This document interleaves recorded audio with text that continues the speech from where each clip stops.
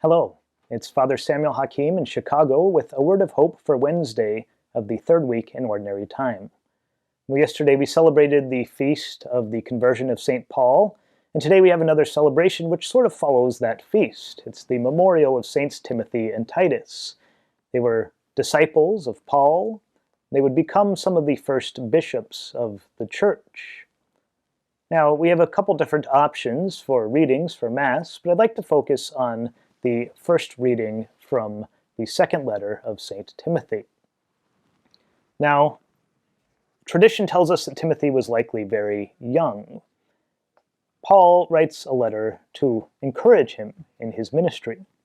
In that letter he says, "I remind you to stir into flame the gift of God that you have through the imposition of my hands.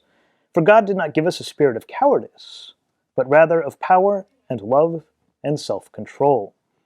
So do not be ashamed of your testimony to our Lord, nor of me, a prisoner for his sake, but bear your share of hardship for the gospel with the strength that comes from God."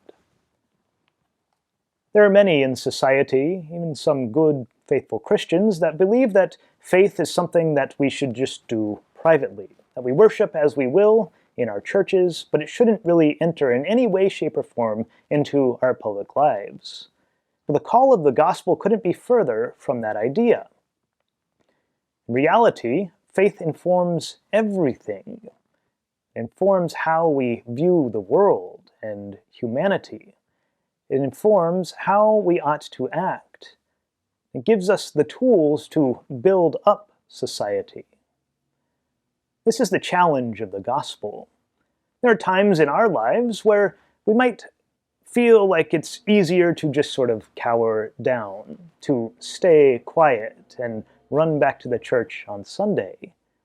But, as Paul reminds us, we've been given a spirit of power, of love, and of self-control.